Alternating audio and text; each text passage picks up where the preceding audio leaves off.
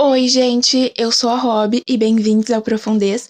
Hoje nós vamos falar sobre O Exorcista.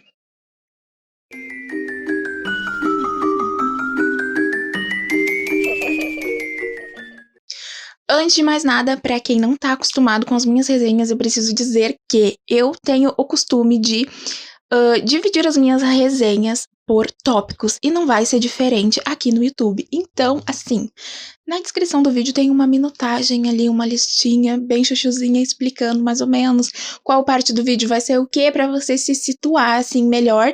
E talvez quer assistir só um pedaço lá do final, fazer o quê? Você pode estar pulando, né? E é lógico que vamos começar enaltecendo essa edição maravilhosa. Gente, essa edição tá simplesmente impecável. A capa tem uma textura de couro e assim, vocês estão vendo, é o corte verde. A gente gosta do quê? De cortes de livros coloridos.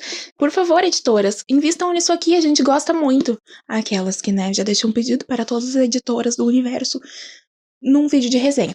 Outra coisa, tem fitinha. Amo fitinha. Nossa, gente, não precisa mandar marcador, manda fitinha. Ou bota fitinha no livro. Pra mim, tá incrível. Prefiro fitinha do que marcador. Sim, preferências polêmicas. Pra você saber mais informações sobre o livro, porque sim, você dessas aqui, a gente vai trabalhar com ganchos, sim, você precisa ir lá no @profundez no Instagram e conferir o IGTV do folheando deste livro. Sim, fiz um IGTV folheando essa edição impecável de Dona Harper Collins.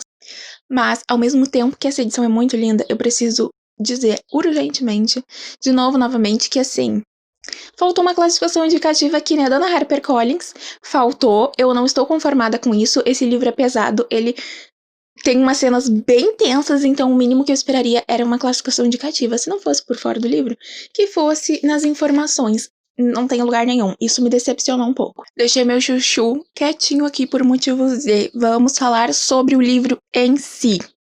Eu vou dar uma premissa super curtinha, só pra vocês se situarem na história, quem não conhece, lógico, e pra gente poder partir pras minhas opiniões, digamos assim.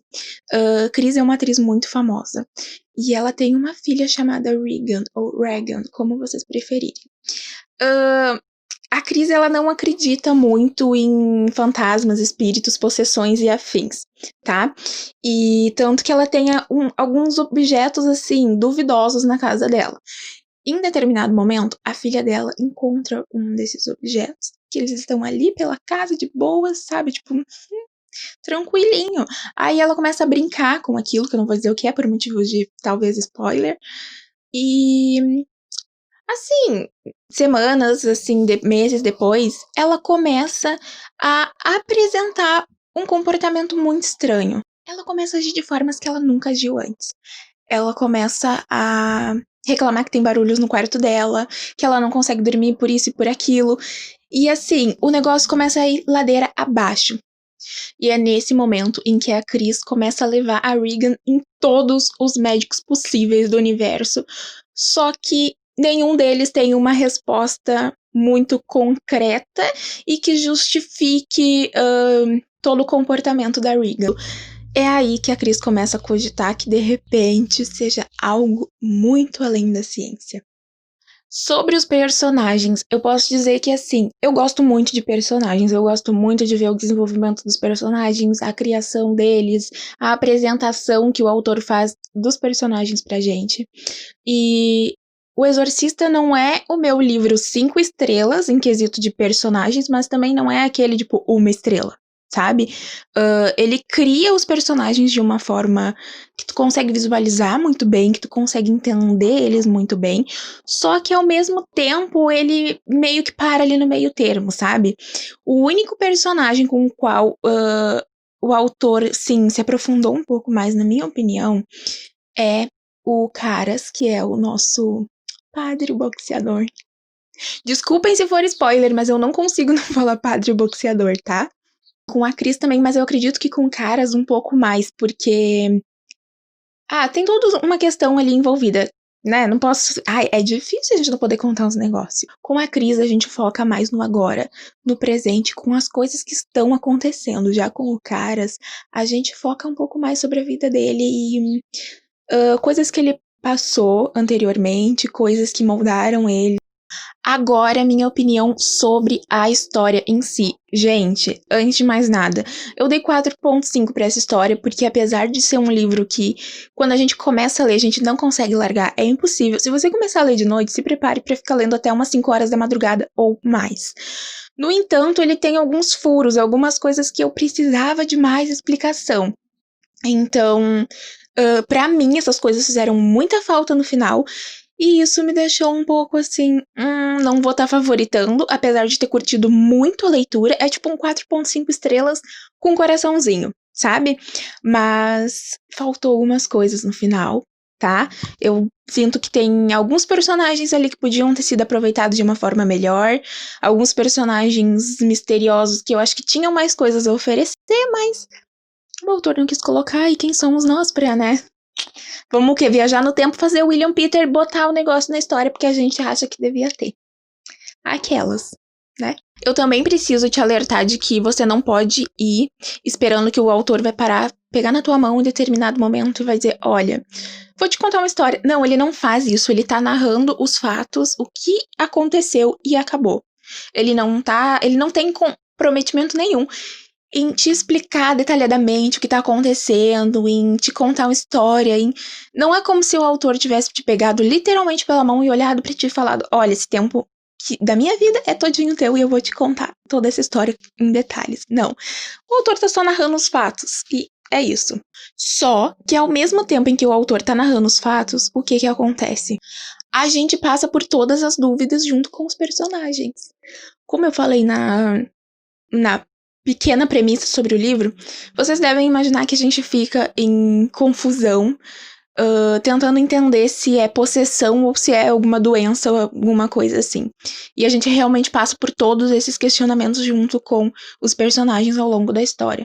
A gente vai indo trabalho de formiguinha, sabe? Não tem uma coisa no início da história ou no meio que faça a gente ter certeza absoluta do que vai acontecer e de qual é a resposta. Não, a gente vai descobrindo com o tempo e com as informações que os personagens vão adquirindo durante a história. Eu, Rob, tenho muito problema com terror com crianças. E eu já tava preparado psicologicamente para O Exorcista, porque eu pensei, não vai ser diferente, tem uma criança ali, né? Só que ao mesmo tempo, gente, tem umas partes muito pesadas e muito nojentas que envolvem diretamente crianças. Quando eu falei lá no início da resenha que esse livro devia ter uma classificação indicativa, eu falo uma classificação indicativa mais 18, porque o livro é muito pesado, ele tem umas cenas muito pesadas, umas cenas muito nojentas, são cenas com criança, então assim, o mínimo que a gente precisa nesse livro é uma classificação indicativa. Não temos uma classificação indicativa, mas estou aqui lhe falando que se você for sensível a conteúdos nojentos, a conteúdos pesados que envolvam criança, que envolvam sangue, que envolvam violência. É muito difícil explicar essa parte, mas é um livro pesado. Se você é sensível a alguma dessas coisas, você já vai com um pouco mais de cuidado iniciar essa leitura, porque é bem complicado, é bem difícil. Gente, eu leio Stephen King e eu descobri com o Exorcista que esse é o meu novo limite. O Exorcista é meu novo limite de vida, porque eu espero que eu nunca mais leia algo parecido com isso. Sabe? Porque foi bem traumatizante pra mim. Assim, difícil, gente, complicado. Difícil.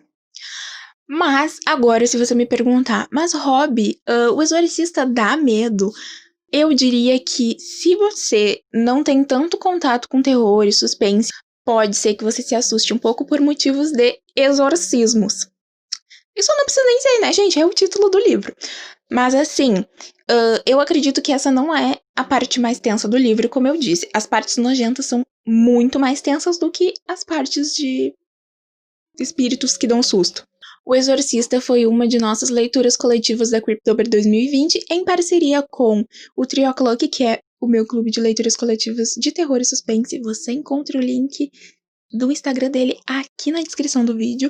E também em parceria com a editora HarperCollins. Também preciso falar que eu me senti imensamente grata por ter lido esse livro em uma leitura coletiva, pois ele é realmente pesado.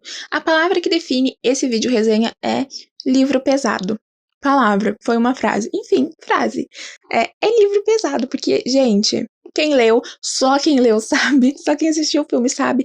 Eu não lembro muito bem do filme, mas a galera que assistiu o filme disse que realmente tem umas partes bem tensas ali, que tem no livro também. E assim, eu me sinto grata por ter lido em uma leitura coletiva, justamente por essas partes difíceis e tensas, assim, porque quando a gente tá lendo em grupo, a gente consegue assimilar muito melhor as coisas que estão acontecendo, a gente consegue dividir o que estamos sentindo, as agonias que estamos passando, e perceber que aquilo não chocou só nós, sabe? Tipo, muitas outras pessoas ficaram chocadas com aquela parte, então falar sobre é sempre muito importante, não só sobre livros, mas sobre a vida toda, né? Então é isso, gente. Essa foi a minha resenha de O Exorcista. Espero que vocês tenham gostado. Não esqueçam de curtir, comentar, compartilhar. E deixar sugestões também nos comentários de quais outros livros vocês sabem que eu li e querem uma resenha em vídeo agora, porque estamos muito chiques no YouTube. É isso, gente. Até mais.